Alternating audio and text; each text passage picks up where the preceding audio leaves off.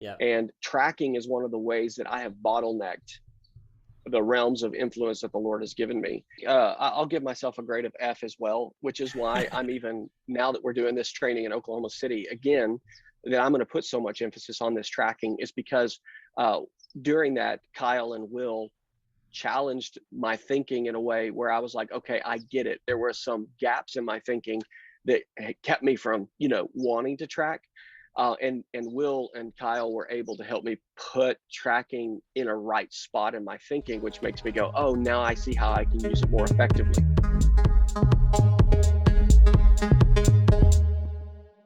So it'll be this coming Friday. You're about to do a strategy coordinator training, and we've been talking around some of those 5 T's and how we've been applying that. But one of the things that you're really bringing in prominently into that training is the place of tracking. And we don't really talk about tracking very often in disciple making, Sure. or even, and we're talking about strategy coordinator stuff. What does it mean to coordinate strategy? Tracking kind of oftentimes gets tacked in there, but we don't really quite always know how to fit it in or why it's important.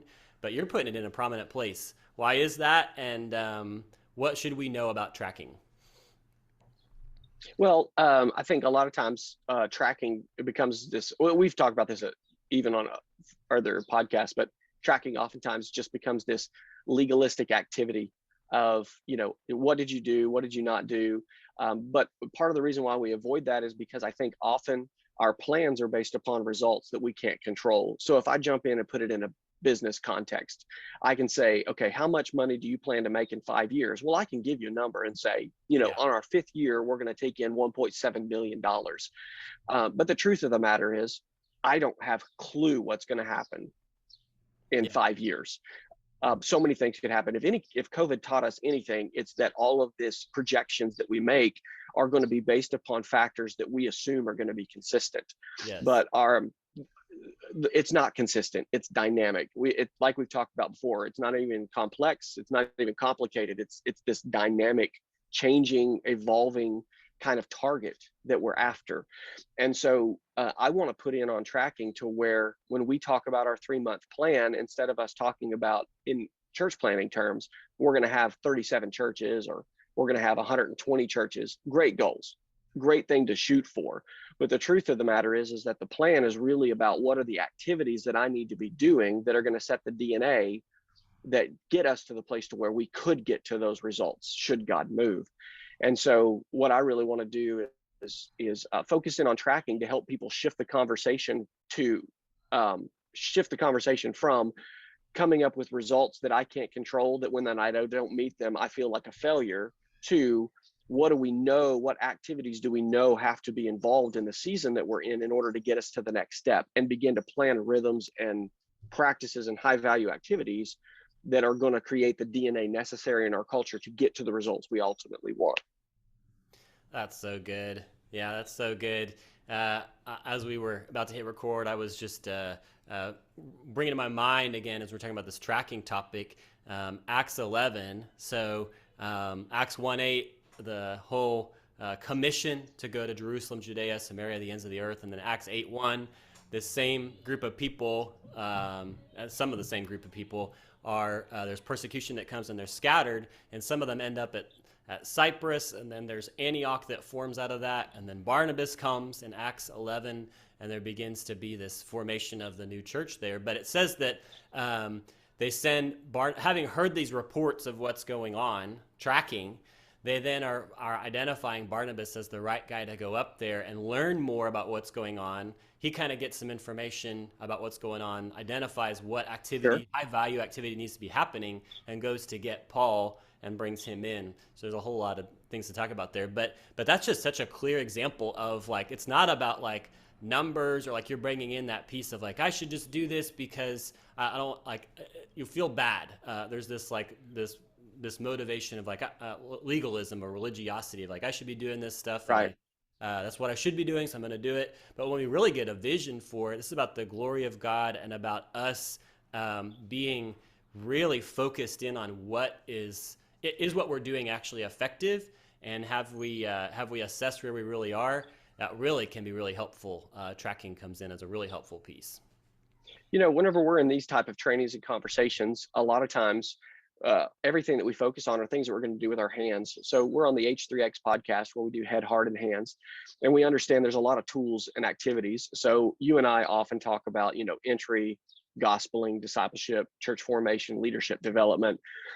But to get a well-rounded team and to really be able to, over the long haul, go after this dynamic target that we're working in, we have to have all three of those: head, heart, and hands. And so one of the other things I want to try to cast vision for and talk a little bit about, or at least insert into the conversation, is to say, not only are we going to be tracking activities that are going to be happening in the field, prayer walking, for instance. If you don't have any disciples or you don't have anyone who's come to Christ yet, then stage one is we've got to get in and we got to research and we've got to figure out where the gap is. And once we find the gap, your first engagement is going to be, well, I have to have some type of a conversation. So I got to figure out where they are and how to talk to them.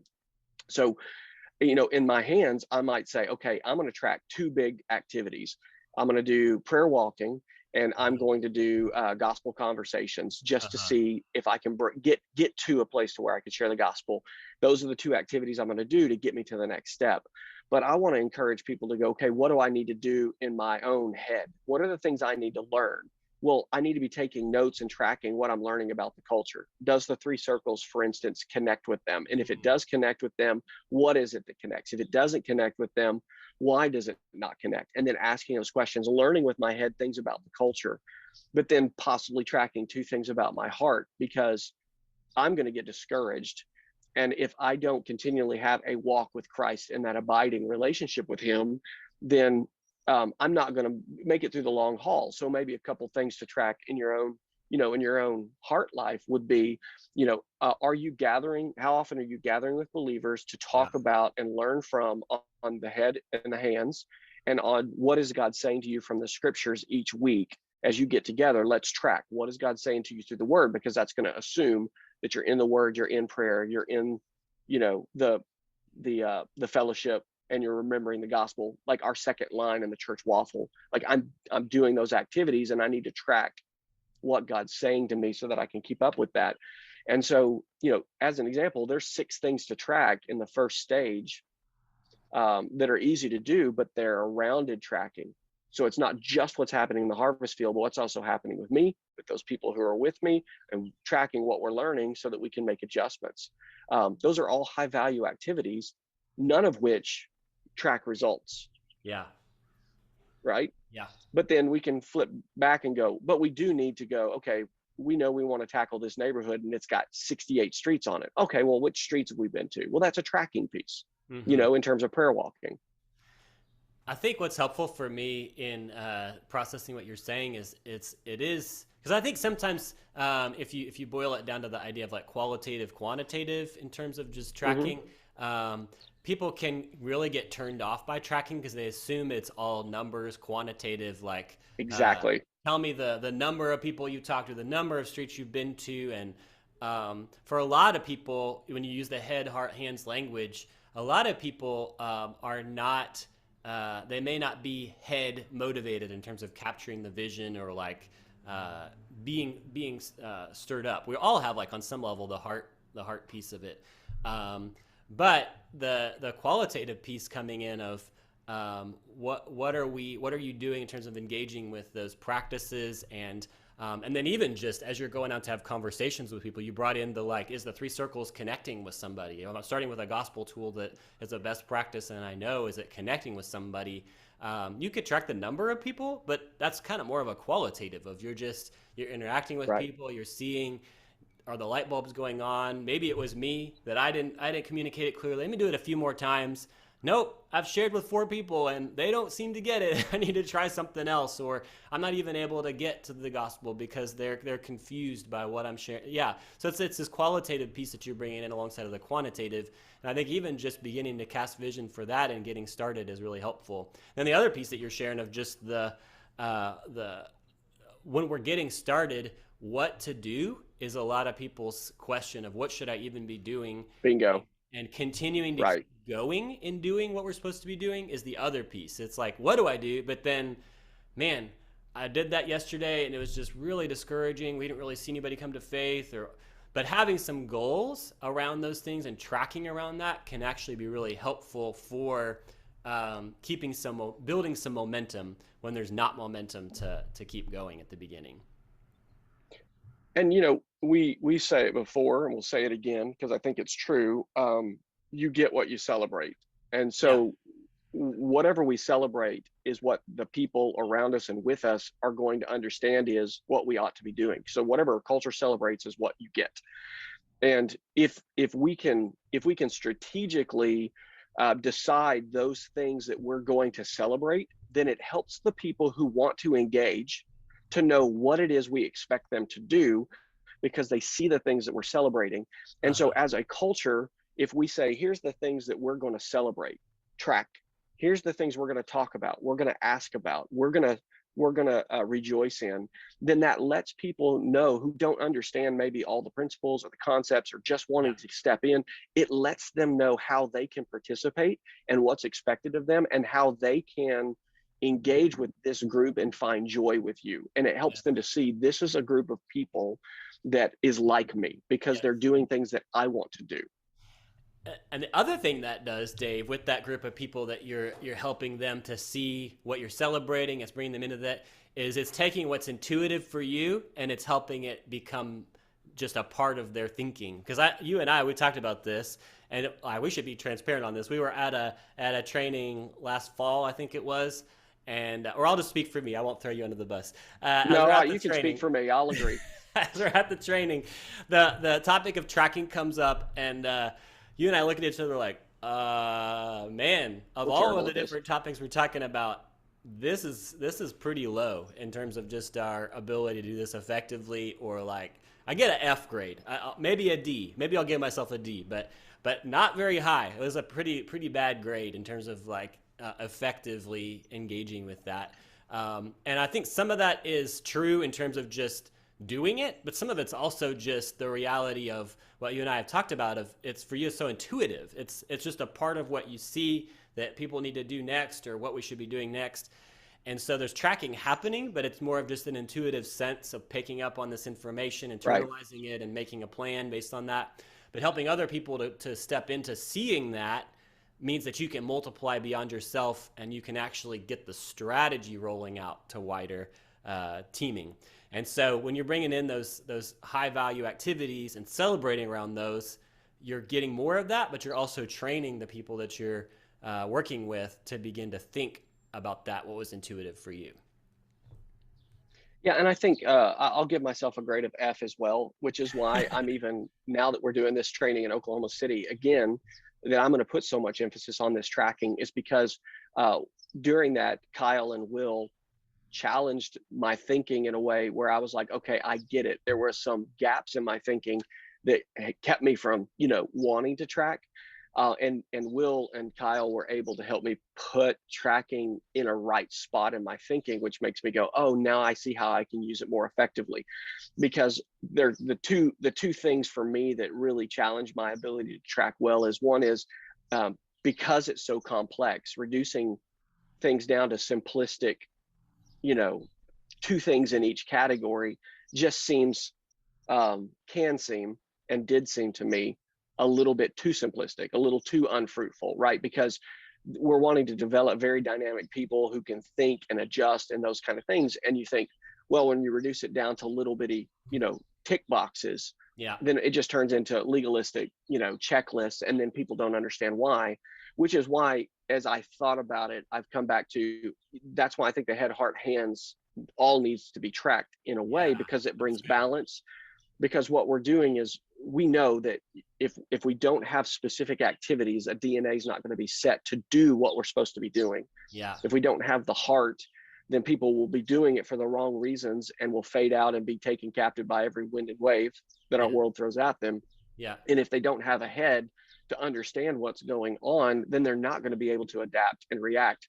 But they have to have some way to get going in the right direction. And whenever I begin to understand that tracking is helping to communicate to a culture the right direction, that it's not, again, the tracking is not the end finish line. Because I always thought about tracking as, what is our finish line? Tracking is about helping everyone understand what is the most important starting line in the season we're in right now, Yeah. And we can also look at where we're going. But where we're going is about vision casting. It's not about tracking. Where we are and what we ought to be doing is about the tracking. Yeah. And as soon as those things got separated in my mind and I began to see them, then I'm like, oh, got it. So kudos to Will and Kyle for challenging me and you both on that idea. Man, that's good. That's good. Yeah, I think the other piece of it for me is I just as we went through this, so part of this is just a plug for, hey, go hang out with Dave in OKC and be a part of the SC training if you're stirred by this. But part of it too, just going through some get on a modules. Come Friday. Friday, yeah, come in a few 24th, days. 25th, 26th. It's come and said, yeah, come on. Even if you're not registered, just show up. It's fine.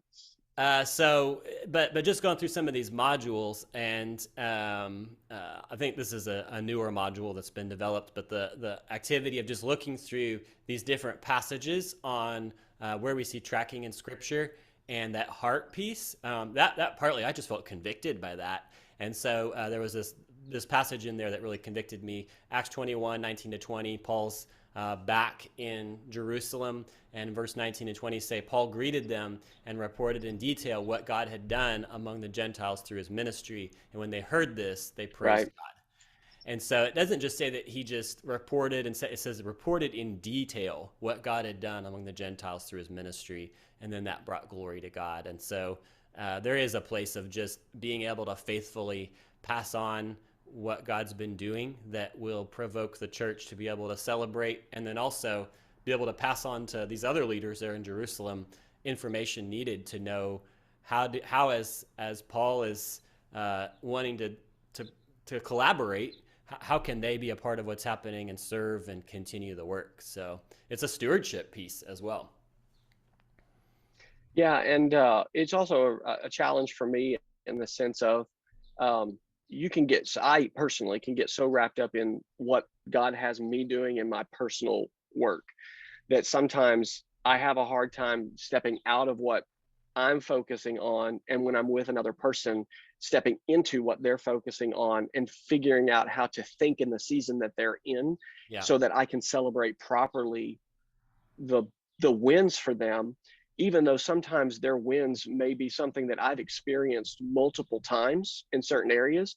But to put myself back in their shoes and remember how exciting it was to get that win whenever I first got it, or the second time or the third time that I got that win, and remembering how important that was to catapulting my momentum to the next step and to keep going, and to be able to celebrate with them in the season and the moment they're in the way that they sense that win matters, if that makes sense. It does. Right. Yeah.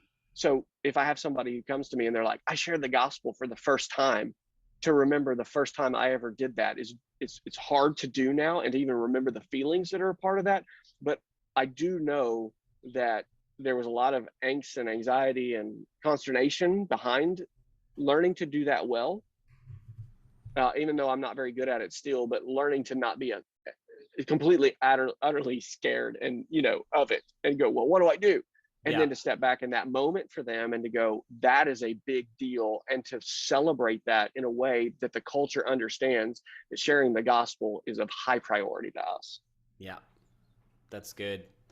So you bring in that piece. I messaged you this message the other day from Chuck Wood, who we both respect and have learned a lot from, but his comment on tracking was, I can't coach what I can't see, and just boiling it down to this idea of as I'm wanting to effectively continue to see the gospel multiply and disciples make disciples, if I can't see where they are proficient and where there's lack or what is happening, where are the gaps, then I can't coach towards growth. I thought that was really helpful.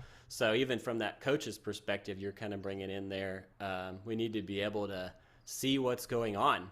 And so you bringing that piece in early in the SC training feels really key, because you're laying the groundwork for helping the coordinator of strategy be able to be set up for coaching others as they're bringing other people into the work. And that's the challenge for me, Mark, is to take an honest challenge, is to take some things that are a little bit intuitive to me and to figure out how to communicate those in a way that somebody doesn't look at me cross-eyed, and that they can understand and use. Because if they can't reproduce it, it doesn't do us much good. Yeah. I become a bottleneck at that point. Yeah. And tracking is one of the ways that I have bottlenecked the realms of influence that the Lord has given me, and recognizing that I want to just get better at it. And so part of the reason why I'm going to emphasize tracking in terms of how I'm leaning on the team to structure the 5C training here in Oklahoma City is because I want to get feedback from the group and learn from them, because this is an area I need to grow in.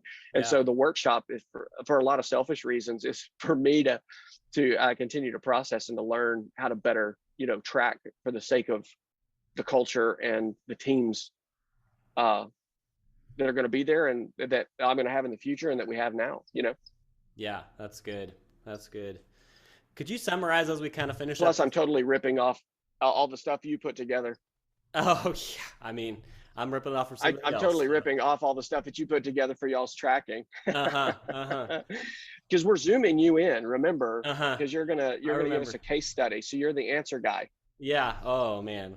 We'll pass along what little pieces I am implementing. So, could you summarize up just as you're heading into that this weekend, this coming weekend, what you kind of talked about with me, which was those three main pieces you felt like were the kind of the scaffolding around which the T's would land of the target, teaming, tracking, how you see all of those pieces fitting together in the big picture of how you're structuring the training? Yeah, we're gonna put a big emphasis on target because it is probably what we're the worst at in terms of our ability in the United States to look at our cities, to look at our pieces. I think there's a lot of knowledge and skill that is overseas because that has been their function. They've acted like missionaries for so long that they have a lot of skill sets in that. We've acted like pastor teachers for so long in the United States that that's just not a skill set that we have in our own culture. And so we're really heavily focusing on target because we want to get to the gaps. We want to be able to research our cities, and we want to be able to effectively open our eyes to what the Holy Spirit wants to do in our cities, and to be able to see those segments of our population. And once we get that understanding, then we're going to focus heavily secondly on teaming, because we can't do it alone. It's a wig take. What's it going to take? Not what can I do, but what's it going to take, which is going to require us to learn how to build trust in relationships.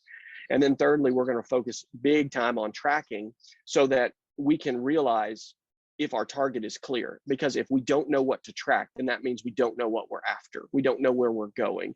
And so those three, I think, are super helpful, because one is target is what needs to be done. Teaming is who can I do it with, and who's the community that's going to get us there. And then three, tracking is how are we doing? Like, are we actually getting to what we're getting after? And I don't think that that's something an individual can answer. I think it's something that a community has to do together. And so once we do that, then we're going to jump in and we're going to talk about training and tools, because we have to know where we're going, and then we have to know as a team how to talk, and then we have to know team how to track, to know what to train and to know what tools to use. Even though best practices are there, those best practices are just a starting block. And so I'm just using those three up front just because I think they're the ones that we need the most work in. The training and the tools, we've got really good best practices that we can pass along.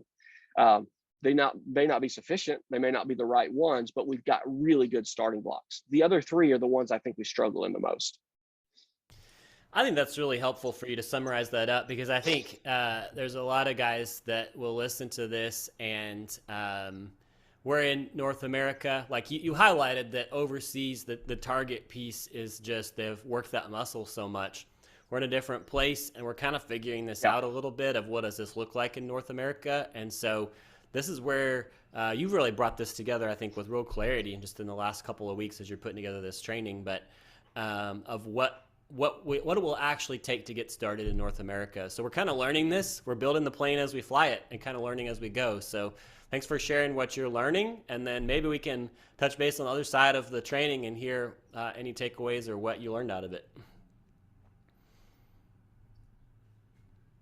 Yeah, and I would say, I think that there's a combination of two things, because whenever you talk about an area where you need to learn, there's a natural inclination, especially in American culture, to go, well, then go read the book or find somebody who already knows how to do it and have them tell you how to do it. Yeah. And I think that if we just do that, we're going to miss a lot, because what I've also figured out is that if I read a manual, I don't know how to do it. I have to go and practice it. And so there needs to be a combination of a community of practice who is learning and failing together while being informed by people who have done it in other places. And so I don't think it's an either or. I think it's a both and. And that's why I love kind of what's happening with this 5 T's conversation, is because it is coming to us from brothers and sisters who have been there, done that. And now we're being allowed to take that information and go with our hands into the field and just learn it by doing it. And that means we're not going to be really good at it, but we're never going to be good at it until we go and start to try to apply it. And so I just want to encourage people that as we try to do this, it's okay if you don't execute the information right the first few times, because the way in which we're going to learn to do this in the US is to take experience that's been taught to us and then go experience it ourselves. It's got to be a both and. Man, I think that's so good. Really what you're doing is extending an invitation to everybody to come join the community of practice and do it with us and contribute. So come on and join. Absolutely. I agree. So yeah, let's get it done. We'll leave it there and we'll circle back after, we'll see you soon. After the training and see how it went.